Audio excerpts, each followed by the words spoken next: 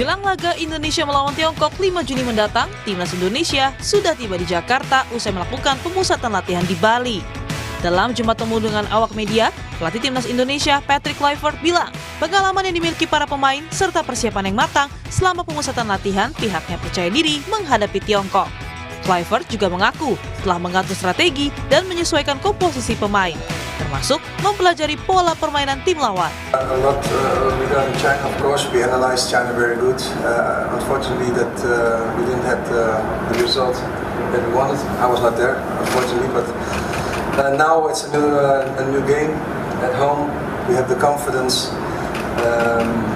We structured the team very good. We studied it very good. So I'm confident that we can have a very good result against China. Sementara, Kapten Timnas Indonesia Jay Itzes merespon absennya sejumlah pemain dalam laga melawan Tiongkok. Salah satunya ialah tampil tanpa penjaga gawang Martin Paes karena akumulasi kartu kuning. Pemain Venesia itu bilang selama pemusatan latihan di Bali, dirinya mulai lebih mengenal Emil Audero. Meski belum pernah bermain bersama Emil di laga kompetitif, Itzes tetap optimistis karena Timnas Indonesia memiliki banyak pilihan di posisi penjaga gawang. I know Emil a little bit now because he plays in Italy. And we had a lot of contact also before he did the neutralization. And so far I've only played with Maarten, so I cannot really say what the real big difference is, but we are very fortunate to have multiple goalkeepers, not only them, but also we have other goalkeepers who are really good, so we're really fortunate to have a lot of choices, so it will be a difficult choice for the coach when everybody is here. Timnas Indonesia saat ini duduk di peringkat 4 klasemen grup C kualifikasi Piala Dunia Zona Asia dengan poin 9. Calon lawan berikutnya Tiongkok di posisi terakhir dengan 6 poin sama dengan Bahrain di tempat kelima. Di atas Timnas ada Arab Saudi, Australia dan di puncak klasemen Jepang. Jika ingin lolos langsung ke Piala Dunia, Timnas harus menduduki peringkat 1 dan 2 grup C. Sebanyak 29 pemain Timnas bergabung untuk melanjutkan latihan di Jakarta jelang laga kualifikasi Piala Dunia 2026 melawan Tiongkok dan Jepang. Skuad Garuda diharapkan mencuri 3 poin demi lolos ke Piala Dunia 2026. Tim Liputan Kompas TV.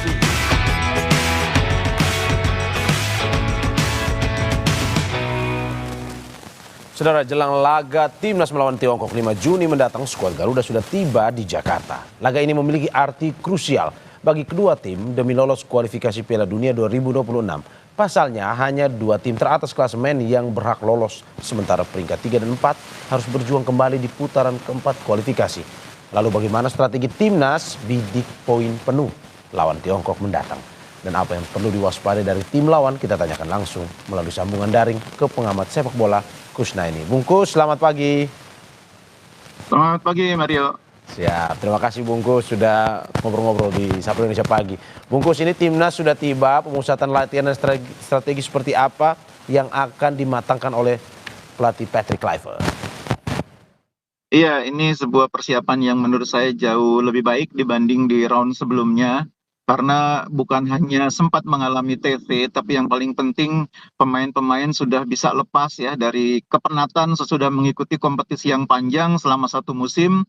Mereka bisa melepaskan kepenatan, ketegangan selama berada di Bali.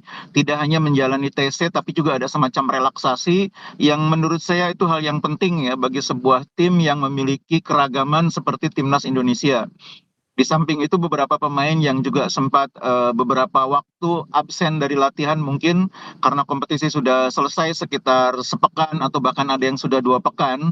Ini dengan adanya TC di Bali ini mereka bisa dijaga kebugarannya, bisa dikembalikan level fitnessnya sehingga menjelang pertandingan beberapa hari mendatang mereka kondisinya sudah lebih siap untuk bermain meskipun mungkin memang tidak sesiap ketika mereka berada di kompetisi ya di tengah kompetisi karena sesudah libur sekian lama pasti akan ada sedikit penurunan. Tapi sekali lagi keberadaan TC di Bali ini sangat positif untuk membuat kita siap menghadapi pertandingan tanggal 5 nanti. Oke, Bungkus, kalau lihat 2 minggu 2 minggu lebih lah, hampir 2 minggu itu TC di Bali dilakukan. Menurut Anda ini lebih optimal dibandingkan persiapan Timnas melawan negara-negara lain atau bagaimana ini untuk melawan Tiongkok nih? Iya, justru ini persiapan yang jauh lebih baik kalau menurut saya, terutama untuk membangun chemistry ya, karena seperti yang saya bilang tadi, kita ini memiliki tim nasional dengan keragaman yang luar biasa ya. Ada pemain yang berlatar belakang sepak bola di Liga Belanda, Liga Italia, Liga Amerika, dan banyak lagi bermain di Liga Indonesia tentunya, di samping ada yang bermain di Liga Thailand. Ini tentu membutuhkan semacam kesempatan untuk saling memahami, kesempatan untuk saling mengerti, apalagi faktor komunikasi kan juga tidak sepenuhnya lancar ya, tidak semua pemain memiliki kemampuan berbahasa yang sama. Jadi TC ini sangat baik untuk terutama membangun chemistry, dan yang kedua itu tadi memulihkan level fitness pemain. Nah, sekarang saya pikir sesudah mereka berada di Jakarta, Coach Clifford akan fokus ke persiapan strategi untuk pertandingannya. Karena kalau dalam persiapan timnas itu biasanya persiapan strategi itu 2-3 hari sebelum pertandingan. Oke, berarti menurut Anda Bungkus, selain fisik, hal-hal non fisik juga nih lebih optimal ya untuk timnas kali ini melawan Tiongkok ya? Iya, kali ini persiapannya sangat baik, dan menurut saya ini beruntung ya, karena kita memainkan pertandingan di akhir musim ketika beberapa pemain sudah lepas dari kompetisi. Meskipun ada yang tetap masih bermain di beberapa pertandingan hingga menjelang keberangkatan ya, seperti Kevin Dix, Martin Pas dan sebagainya. Oke, Bungkus, ini ada yang bikin gugup nih. Ada beberapa 5 pemain yang tidak akan tampil di laga versus Tiongkok ini. Ada Martin Pas, Ragnar, Orat Mangun, Sandy Walsh. Ini bagaimana analisis Anda melihat pemain-pemain yang cocok untuk menggantikan? Ada 5 pemain yang tidak akan berlaga di kontra Tiongkok nanti. Iya, ada 5 pemain memang yang kemungkinan besar tidak akan bisa bermain, tapi sebetulnya hanya 3 ya yang merupakan pemain reguler ya. Orat Mangun, kemudian Marcelino, dan penjaga gawang Martin Pas. Selebihnya kan pemain yang selama ini bukan merupakan pilihan pertama. Memang pasti akan mengurangi kemampuan tim ya, kekuatan tim akan berkurang dengan absennya 3 pemain ini. Terutama menurut saya absennya Orat Mangun. Karena Orat Mangun ini pemain yang penting dalam sistem permainannya Clifford. Itu sudah terlihat di pertandingan waktu lawan Bahrain ya. Marcelino juga pemain yang penting, tapi peran Marcelino mungkin masih bisa digantikan oleh pemain lain, entah itu oleh Egy Maulana, entah itu Yaakob Sayuri, atau bahkan mungkin Beckham Putra yang baru direkrut.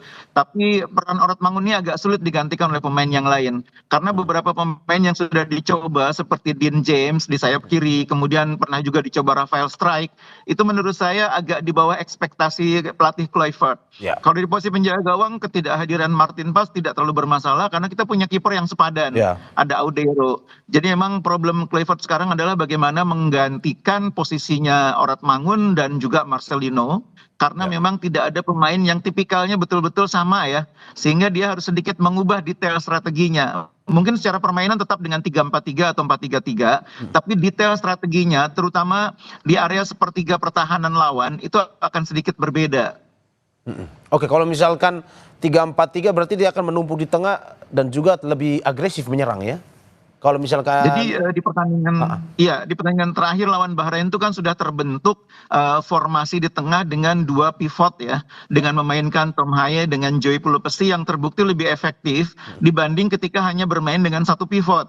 Nah, memang risikonya ketika bermain dengan 2 pivot, kita membuat pertahanan berubah jadi bukan lagi 4-3-3 tapi 3-4-3. Tapi 3-4-3 kan juga sudah biasa kita main. Ada Rizky Ridho di sana atau Miss Hilher, ada Jai Ijes, ada Justin Hubner, kemudian di kanan ada Kevin Dix, di kiri ada Verdong, lalu di tengahnya ada tadi yang saya bilang duet pivot Tom Haye bersama dengan Joey Pelupesi yang sudah sangat baik waktu lawan Bahrain. Nah, tinggal persoalannya 3 di depan siapa? Sudah pasti 1 oleh Romani, tapi di kirinya siapa yang menggantikan Orat Mangun? Kemungkinan besar itu Dean James. Tapi di kanan kita belum tahu apakah Egy yang akan mendapatkan peran, apakah Yaakob Sayuri ataukah mungkin juga Beckham. Tapi Beckham sebagai pemain baru, saya pikir mungkin belum tentu akan menjadi bagian dari line up ya. Mungkin ini bagian dari proses adaptasi dia. Tapi sangat mungkin Egy yang sedang bersinar di Liga 1 menjadi alternatif atau pilihan pertama. Oke, Bungkus, siapa sebenarnya pemain kunci yang mungkin Anda lihat bisa menjadi pembeda? Karena kali lalu waktu lawan Tiongkok kita kan kalah. Tapi di kali ini mungkin ada pemain-pemain baru yang menurut Anda bisa. Salah satu yang memang lagi pembicaraan ini oleh Romani ini, yang mungkin bisa menjadi pembeda nanti di pertandingan versus Tiongkok. Iya, waktu lawan Tiongkok kan kita sebetulnya juga punya banyak peluang ya, meskipun Ya. sayangnya tidak bisa dimanfaatkan. Ya. Nah sekarang dengan adanya Ole yang punya kemampuan finishing bagus, mudah-mudahan problem penyelesaian akhir bisa diatasi. Tapi ada Ya. satu pemain lagi sebetulnya yang Ya. juga sangat penting nanti, Joy Pelupesi. Karena Ya. Pelupesi ini di posisinya menjadi pemain yang menjaga keseimbangan. Jadi kalau sebuah tim memainkan strategi katakanlah high defensive line, dominan dalam penguasaan bola, itu harus ada pemain yang di tengah bisa diandalkan sebagai penjaga keseimbangan. Nah itu perannya Joy Pelupesi. Jadi ketika pemain lain fokus ikut membantu serangan, Tom Haye, lalu dua back kita, Kevin Dix di kanan, Verdong di kiri, di belakang juga mungkin Justin akan ikut terdorong ke depan. Ya. Harus ada di tengah yang siap melapis. Dan itu orangnya adalah Joy Pelupesi. Jadi Ya. mudah-mudahan Joy dalam kondisi yang optimal supaya bisa memainkan perannya dengan baik lawan China nanti, lawan Tiongkok nanti. Oke, bagaimana dengan super sub Yaakob Sayuri yang ini lagi lagi viral juga di media sosial, bagaimana para pendukung timnas ini ya ingin Yaakob untuk main juga nih. Iya, Yaakob sedang bagus performanya di Liga 1 sehingga biasanya pemain yang bagus di Liga itu mendapat kesempatan oleh pelatih timnas untuk diberi kesempatan. Tapi di posisi yang sama itu ada Egy ya. Jadi pilihannya antara Yaakob atau Egy karena dua pemain ini memiliki tipikal yang memang agak berbeda, tapi dua-duanya punya kemampuan untuk menggantikan peran Marcelino.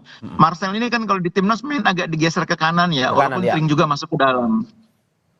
Oke, berarti memang untuk materi pemain yang saat ini dimiliki, 28 pemain yang dimiliki oleh Patrick Kluivert, menurut Anda Bungkus, ini bikin pusing Patrick Kluivert juga untuk memilih siapa yang harus line up utama nih ya.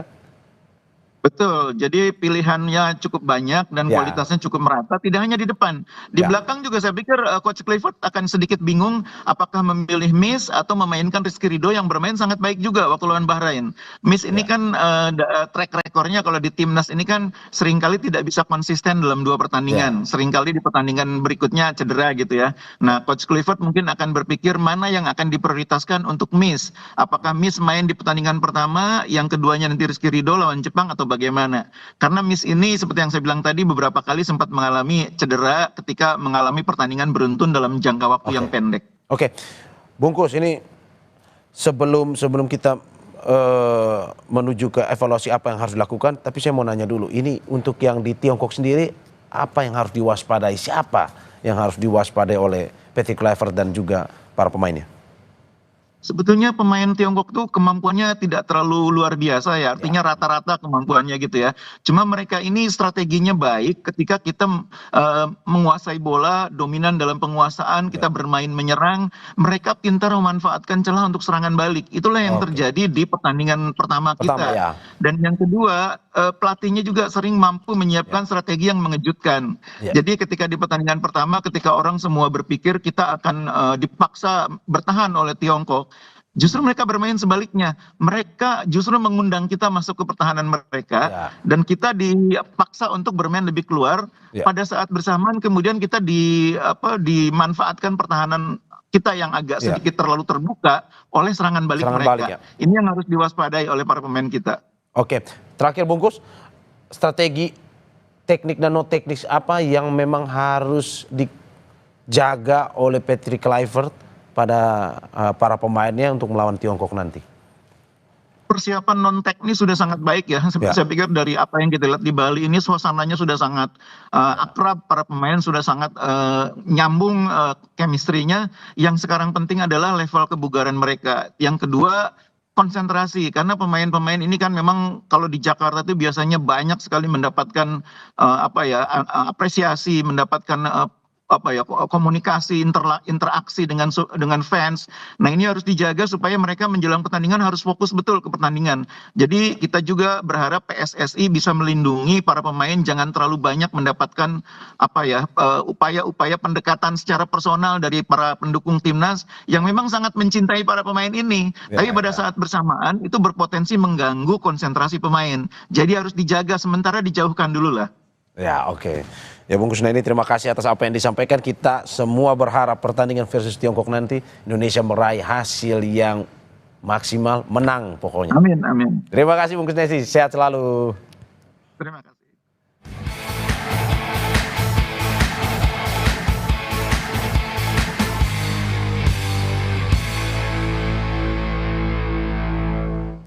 Saudara, Sapa Indonesia Pagi akan segera kembali dengan informasi lainnya. Salah satunya, Menteri Agama Nazaruddin Umar meminta jemaah haji Indonesia untuk tidak keluar tenda saat wukuf di Arafah karena cuaca panas mencapai 50 derajat Celcius. Sesaat lagi.